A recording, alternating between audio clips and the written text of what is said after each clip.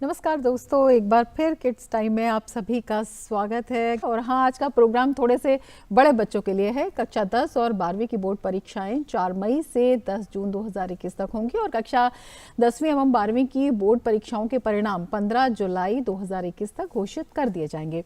कक्षा 12 की प्रयोगात्मक परीक्षाओं की बात करें तो 1 मार्च 2021 से ये शुरू होंगी। तो विद्यार्थियों, शिक्षकों, विद्यालयों को कोविड-19 महामारी के चलते जिस तरह से अप्रत्याशित और अनिश्चित हालात का सामना करना पड़ रहा है, उसको लेकर ये काफ़ी राहत देती हुई खबर है। तमाम जानकारियाँ आपको इस कार्यक्रम में मिलेगी। मैं बता देती हूँ, हमारे साथ गेस्ट भी इस कार्यक्रम से जुड़े हुए हैं। Neha Sharma, principal GDV Goenka public school, हमारे साथ जुड़ी हुई हैं और इस कार्यक्रम में साथ रहेंगे हमारे संवाददाता निशांत सौरभ भी, जो लगातार शिक्षकों और छात्रों को इस बारे में जानकारी देते रहे हैं कि किस तरह से सरकार तमाम प्रयास कर रही है।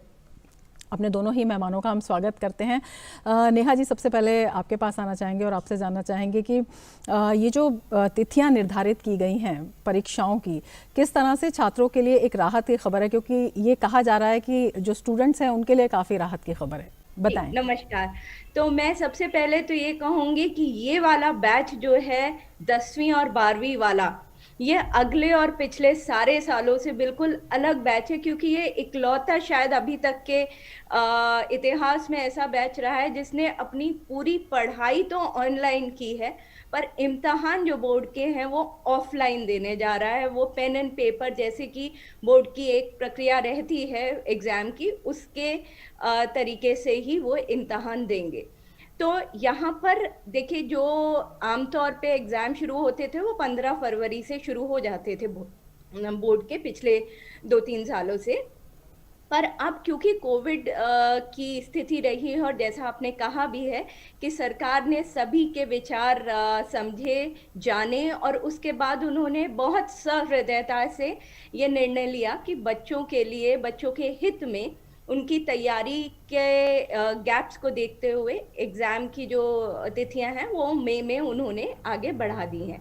अब इसका सबसे बड़ा फ़ायदा ये है कि बच्चों को लगभग 2 से 3 महीने का एक्स्ट्रा टाइम मिल गया है प्रिपरेशन का। और एक जो कहीं हवा में बात थी कि बोर्ड के एग्ज़ाम इस साल होंगे ही नहीं, तो अब ये तो निर्णय हो ही चुका है कि बोर्ड के एग्ज़ाम होने हैं और किस तरह से होने हैं ये भी बहुत साफ तरीके से बताया जा चुका है। तो बिल्कुल, बेहद। अब बच्चों को ये जो समय मिला है, इसमें उनको एक स्ट्रैटेजी बनाकर पूरी तैयारी के साथ चीज़ों को सामने रखते हुए अब इसका भरपूर फायदा उठाने की ज़रूरत है। बिल्कुल, बेहद अहम बात आपने बताई है कि निश्चित हो गया है, एग्ज़ाम होंगे और समय भी काफ़ी मिल गया है। स्ट्रैटेजी पर आपसे बात करेंगे हमारे संवाददाता निशांत सौरभ भी हमारे साथ जुड़े हुए हैं, जो लगातार ग्राउंड रिपोर्टिंग कर रहे हैं। नेहा जी, आपसे जानना चाहेंगे, जिस तरह से आप स्ट्रैटेजी के बारे में बता रही थी, जो समय मिला है वो कितना पर्याप्त है और उसमें बच्चे स्ट्रैटेजी कैसे बनाएं, इस बारे में आप क्या सुझाव देना चाहेंगे? देखिए, यहाँ पर मैं ये कहूँगी कि CBSE ने पहले ही कुछ पोर्शंस को कम कर दिया है, तो बच्चों के पास अभी लगभग 25 से 30% जो कोर्स है वो पहले से ही कम किया हुआ है। तो सबसे पहले बच्चों को ये ज़रूरत है कि अपने घर में, अगर वो स्कूल नहीं जा रहे हैं या स्कूल में प्री बोर्ड एग्ज़ाम के लिए नहीं अपेयर कर रहे हैं, मैं तो यही सलाह दूंगी कि वो प्री बोर्ड एग्ज़ाम स्कूल के वातावरण में जाकर एक जो नियत तरीके से देने होते हैं उस तरीके से दें, अगर उनके स्कूल इसको ऑर्गेनाइज कर रहे हैं। नेहा जी, आपसे बात जारी रखेंगे। एक कॉलर हमारे साथ जालंधर से जुड़े हुए हैं हमारे साथ, हम उनसे पूछेंगे। जी पूछिए अपना सवाल, आप अपना नाम बताइए और अपना सवाल पूछिए।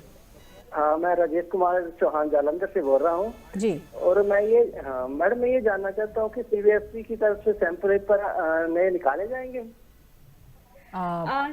नेहा जी, आप इनके सवाल का जवाब देना चाहेंगी? हाँ, देखिए, सैंपल पेपर का अर्थ होता है कि पेपर किस तरह से बोर्ड में आएगा उसकी एक रूपरेखा बोर्ड पहले ही बता देता है। तो already board sample question paper निकाल चुके हैं और कई सारे स्कूलों में जो टीचर्स होते हैं वो अपने मॉक टेस्ट पेपर या अपनी तैयारी के लिए बच्चों को तैयारी करवाने के लिए पेपर्स तैयार करते हैं अपने अपने विषयों के। तो sample question paper already cbseacademic.nic.in इस वेबसाइट पर उपलब्ध है। आप वहाँ से उनको डाउनलोड कर सकते हैं। और उसके साथ साथ मार्किंग स्कीम भी है। तो मार्किंग स्कीम का सबसे बड़ा फायदा ये होता है कि बच्चे को, मान लीजिए आप 3 घंटे का एक समय नियत करके, जिसमें 15 मिनट रीडिंग टाइम भी ऐड करते हैं, तो 3 घंटा 15 मिनट के समय को नियत करके आप बच्चे को कहें कि एक जगह बैठकर आप बिल्कुल इम्तहान की तरीके से अपने सैम्पल क्वेश्चन पेपर को सॉल्व कीजिए। और उसको सॉल्व करने के बाद या तो बच्चा खुद या फिर घर का कोई बड़ा उस सैम्पल क्वेश्चन पेपर को, जो मार्किंग स्कीम उपलब्ध है सीबीएसई की वेबसाइट पर, उसकी मदद से जांचे। तो इससे आपको बहुत इस मामले में मदद मिलेगी कि कहाँ कहाँ लर्निंग गैप्स आ रहे हैं, और अभी समय है कि वो लर्निंग गैप्स को उनको कवर किया जा सके। तो sample question paper already cbseacademic.nic.in website पे उपलब्ध है। आप उसका ज़रूर उपयोग करें और इससे निश्चित ही फ़ायदा होगा बच्चे को। बिल्कुल। निशांत, आपसे भी हम जानना चाहेंगे, हमारे संवाददाता भी हमारे साथ जुड़े हुए हैं, कि जिस तरह से काफ़ी कन्फ्यूजन था बच्चों के मन में पहले और एक निश्चिंतता अब हो गई है, किस तरह की जो प्रश्न थे वो उनके मन में थे और किस तरह से रिएक्शन हम लेंगे, ये सवाल आपसे। लेकिन हमारे साथ एक और कॉलर जुड़ गई हैं, खुशी हमारे साथ दिल्ली से जुड़ गई हैं। जी खुशी, आप अपना सवाल कर सकती हैं। जी, मैं ये जानना चाहती थी कि हम जब अपने बोर्ड एग्जाम की तैयारी करते हैं तो हम पिछले वर्ष के जो लास्ट ईयर क्वेश्चन पेपर होते हैं उसके पैटर्न को रेफर करते हैं और उसके हिसाब से अपनी प्रिपरेशन को और क्लियर करते हैं। तो क्या इस बार हम उसी पैटर्न को फॉलो करें या कुछ नया पैटर्न भी हमें देखने मिलेगा, या एमसीक्यू ज्यादा रहेंगे, किस किस्म का रहेगा? जी नेहा जी, ये सवाल भी काफ़ी बच्चों के मन में आता है, तो इस बार किस तरह से आप इसका जवाब देना चाहेंगी या कैसे बच्चों की हेल्प इसमें हो सकती है? तो खुशी, यहाँ पर मैं आपको एक चीज़ जो बताना चाहूँगी वो ये कि बोर्ड ने अपने पैटर्न में बदलाव किया है और उन्होंने ऑब्जेक्टिव टाइप क्वेश्चंस जो हैं वो बढ़ाए हैं इस बार। ऑब्जेक्टिव टाइप क्वेश्चन को अगर आपको अटेम्प्ट करना है अच्छी तरीके से, तो उसके लिए आपका थॉरली कवर टू कवर पढ़ाई करनी पड़ेगी, क्योंकि अगर आप ऐसा नहीं करेंगे और सिलेक्टिव स्टडी करेंगे तो कहीं परेशानी आपको हो सकती है। साथ में जो पैटर्न है, क्योंकि वो थोड़ा बदला है, तो बेहतर यही होगा कि जो पैटर्न है उसके लिए आप सैम्पल क्वेश्चन पेपर को रेफर करें और किस तरह के प्रश्न पिछले सालों में पूछे गए हैं उसको रेफर करने से आपको ये फायदा होगा कि आपको एक आइडिया लगेगा कि किसी भी चैप्टर में, किसी भी टॉपिक के लिए किस तरह के क्वेश्चन या किस तरह की चीज को रेफर करना ज्यादा जरूरी है। देखिए, सीबीएसई की ही वेबसाइट पे कैरिकुलम डॉक्यूमेंट भी उपलब्ध है। उस कैरिकुलम डॉक्यूमेंट में क्वेश्चन पेपर जो डिजाइन होती है वो भी दी हुई होती है और साथ में वेटेज भी टॉपिक वाइज, चैप्टर वाइज दिया हुआ होता है। तो उससे एक बहुत अच्छी तरीके से आइडिया लग जाता है कि जब पेपर बनेगा तो किस टॉपिक को, किस पोर्शन को ज्यादा वेटेज दी जा रही है और किस पोर्शन को थोड़ी कम वेटेज दी जा रही है। तो इस सब को देखने के बाद अगर आप तैयारी करेंगे तो कहीं ना कहीं आप अपने टॉपिक्स के सिलेक्शन में और उनकी तैयारी में ज़्यादा प्रैक्टिकली तैयारी कर पाएंगे। बिल्कुल, खुशी को और उनके जैसे ही और स्टूडेंट्स हैं जिनके दिमाग में इस तरह के सवाल हैं, उन्हें जवाब मिल गया होगा और भी स्टूडेंट्स हमें कॉल कर सकते हैं। नंबर्स हमारी स्क्रीन पर दिए जा रहे हैं। हम निशांत आपसे भी जारी रखेंगे, लेकिन हिमांशु हमारे साथ अमेठी से जुड़े हुए हैं। जी हिमांशु, आप अपना सवाल पूछ सकते हैं। जी मैम, हम कह रहे हैं कि क्लास 10th में कितने ऑब्जेक्टिव क्वेश्चन आएंगे? नेहा जी, आप हिमांशु का मैम पूछ रहे हैं कि क्लास 10th में कितने क्वेश्चन आएंगे? हिमांशु देखिए, ऑब्जेक्ट ये प्रश्न पत्र के बारे में सवाल कर रहे हैं नेहा जी। तो हिमांशु, यहाँ पर मैं आपको ये बताना चाहूंगी कि हर सब्जेक्ट के लिए पेपर का पैटर्न डिफरेंट होता है, नंबर ऑफ क्वेश्चंस डिफरेंट होते हैं। तो जैसा कि मैंने आपको बताया कि अगर आप सीबीएसई की वेबसाइट पर जाएंगे और वहाँ पर सैम्पल क्वेश्चन पेपर को देखेंगे, पेपर डिज़ाइन, क्वेश्चन में किस विषय में कितने क्वेश्चन ऑब्जेक्टिव टाइप को पूछे जाएंगे, कितने शॉर्ट आंसर होंगे, कितने लॉन्ग आंसर होंगे, वो आपको पूरी वहाँ पर डिटेल मिल जाएगी। साथ में जो रिवाइज कैरिकुलम डॉक्यूमेंट है उसमें भी क्वेश्चन पेपर डिज़ाइन में ये सारे डिटेल्स उपलब्ध हैं। तो मैं आपको यही सलाह दूंगी कि एक बार आप cbseacademic.nic.in वेबसाइट को ज़रूर जाकर एक बार देखें, और कहीं और किसी और जगह पे ना देखें, क्योंकि ये सीबीएसई की खुद की वेबसाइट है, तो यहाँ पर जो भी आपको जानकारी मिलेगी वो सही मिलेगी और पुख्ता मिलेगी। तो आप एक बार वहाँ पर ज़रूर विजिट करें, आपको पूरा पैटर्न बहुत अच्छी तरीके से समझ में आ जाएगा। अगर मैं एक एक विषय को लेने लगी तो फिर हमारी बहुत सारी बाकी बातें छूट जाएंगी। बिल्कुल नेहा जी, एक और सवाल इसमें आता है जब हम तैयारियों की बात करते हैं और जिस तरह से प्रायोगिक परीक्षाएं हैं वो कुछ जल्दी हैं, तो प्री बोर्ड परीक्षाएं क्या इस पैटर्न में भी कुछ बदलाव किया गया है या उससे संबंधित क्या कुछ व्यवस्था की गई है, अगर हम डिफरेंट स्कूल्स की बात करते हैं? देखिए, जहाँ तक प्री बोर्ड परीक्षाओं की बात है, प्री बोर्ड परीक्षाएं एक तरीके से वही माहौल और उसी तरीके को सामने रखकर तैयारी की जाती है स्कूलों द्वारा जिस तरह का बोर्ड का पेपर आने की संभावना होती है। तो जाहिर सी बात है कि सैंपल क्वेश्चन पेपर का पैटर्न ध्यान में रखते हुए टीचर्स जो हैं अपने अपने विषय के उसी प्रकार से पेपर्स तैयार करते हैं, और बच्चों को जो फीडबैक है वो इस तरह से दिया जाता है। आमतौर पे स्कूलों में 2 प्री बोर्ड लिए जाते हैं।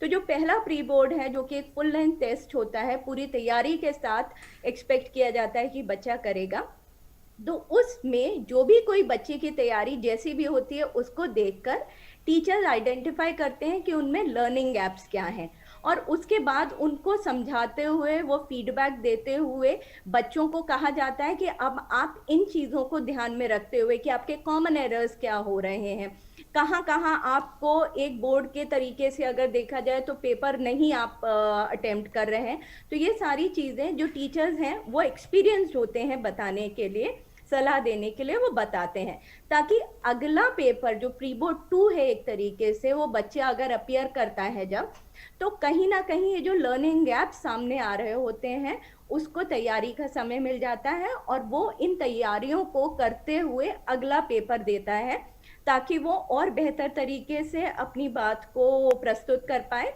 और ज्यादा कॉन्फिडेंटली वो फिर उसके बाद बोर्ड के लिए तैयार हो पाए। बिल्कुल, प्रिपरेशंस की जो कंटिन्यूटी है वो इसको आगे बढ़ाते हुए ये पूरा प्रोसेस दिखाई देता है। नेहा जी, आपसे जानना चाहेंगे कि जिस तरह से जो टाइमलाइन फिक्स की है सरकार ने, हालांकि उसमें तमाम जो स्टेक होल्डर्स हैं उनके सजेशंस लिए गए हैं, उसको किस तरह से देखती हैं और क्या क्या बातें हैं जो स्टूडेंट्स को इस दौरान अपनी तैयारी के दौरान ध्यान में रखनी चाहिए, और उसके साथ ही जो पेरेंट्स हैं वो, क्योंकि तमाम प्रयास हैं लेकिन जब नॉर्मली परीक्षाएं देते हैं तब भी, जब नॉर्मल क्लासेस लगते हैं तब भी कुछ चिंताएं होती हैं। इस बार जिस तरह से तैयारी हुई है उसको लेकर छात्रों की चिंताओं को देखते हुए आप क्या सुझाव देना चाहेंगी? देखिए, सुझाव के साथ साथ मैं एक बात और शेयर करना चाहूँगी मटेरियल के बारे में। जो हम बात कर रहे थे जो ऑनलाइन के बारे में, उसमें एक छोटी सी बात ऐड करना चाहूँगी कि सरकार ने एक national digital library of India बनाई हुई है, जहाँ पर उन्होंने सीबीएसई एग्जाम प्रिपरेटरी एक नया एडेड फीचर वहाँ पर ऐड किया गया है, और जिसमें हर विषय से संबंधित बहुत सारे, जैसे ऑब्जेक्टिव टाइप क्वेश्चंस को लेकर बच्चे अभी सवाल पूछ रहे थे, तो वहां पर बहुत सारे क्वेश्चंस जो हैं अपने आंसर्स के साथ वहां पर उपलब्ध हैं, जो कि निस्संदेह बच्चों को बहुत मदद करेंगे। तो मैं एक बार फिर से कहना चाहूंगी कि national digital library of India में एक नया सेक्शन अभी रिसेंटली ऐड किया गया है, जो कि सीबीएसई एग्जामिनेशन प्रिपरेटरी सेक्शन है। तो इसका मैं चाहूंगी कि बच्चे जरूर एक बार इसको देखें, और ये भी सारा जो मटेरियल है ये टीचर्स द्वारा बनाया गया है, तो इसमें कहीं भी आपको किसी तरीके की परेशानी नहीं आएगी जब आप इसको प्रिपेयर करेंगे। अब हम बात करते हैं तैयारी की, तो सबसे पहले मैं एक बात बोलना चाहूंगी कि प्लीज ये जो एग्जाम्स हैं इनको एक जो बाकी और इम्तहान हम देते आते हैं स्कूलों में उसी की तरह लीजिए। बहुत ज्यादा स्ट्रेस लेने की जरूरत नहीं है, क्योंकि ये जिंदगी का सिर्फ एक छोटा सा इम्तहान है, और इसके आगे बहुत कुछ है जिंदगी में जो आपको हैंडल भी करना पड़ेगा, फेस भी करना पड़ेगा। तो उसको देखते हुए आपको सबसे पहले ये जरूरी है कि इसको लेके बहुत ज्यादा स्ट्रेस आउट ना हो, जितना खुश मन से, जितना अच्छे मन से आप तैयारी करेंगे, उतना ही ज़्यादा अच्छी तरह से इस इम्तिहान को आप बिल्कुल बिल्कुल अच्छे से दे पाएंगे। बिल्कुल निश्चिंत होकर बच्चे तैयारी करें, और सरकार ने भी पूरी तरह से इंतज़ाम किए हैं, चाहे टाइमलाइन की बात हो, चाहे बिल्कुल डिफ़िकल्टी के समय में भी एक प्लेटफॉर्म उपलब्ध कराने की बात हो कि छात्रों की जो कंटिन्यूटी है पढ़ाई की जुड़ी रहे। तो तमाम जानकारी आपने भी दी है हमारे इस कार्यक्रम में। नेहा जी आपका और निशांत आपका बहुत बहुत शुक्रिया तमाम विषयों पर विस्तार से प्रकाश डालने के लिए। तो हम अपने नन्हे दोस्तों से यही कहना चाहेंगे कि आप तैयारी करें, डट कर करें, बिल्कुल ना घबराएं। जिस तरह से कोरोना काल का डटकर मुकाबला आपने किया है, उसी तरह से एग्ज़ाम्स, क्योंकि आपदा में अवसर जो जिस तरह से बच्चों ने इसका भी फ़ायदा उठाया है, प्रधानमंत्री ने जो लाइन दी है, और बच्चे इस पर चलें, आत्मनिर्भर बने, आत्मविश्वास अपना बनाए रखें, निश्चिंतता के साथ जो है एग्ज़ाम दें। उनके पेरेंट्स उनके साथ हैं, अध्यापक उनके साथ हैं, और डीडी न्यूज़ भी समय समय पर आपको संबंधित जानकारी लगातार देता रहता है। तो डीडी न्यूज़ देखते रहिए, किड्स टाइम देखते रहिए, आपके जो सवाल हैं हमारे कार्यक्रमों से जुड़े रहिए और अपने सवाल पूछते रहिए। घबराइए नहीं, ये एक जो इम्तिहान है इसे आप ज़रूर अच्छे से पास करेंगे। आत्मविश्वास अपना बनाए रखिए। इसी के साथ लेना चाहेंगे आपसे इजाज़त। नमस्कार।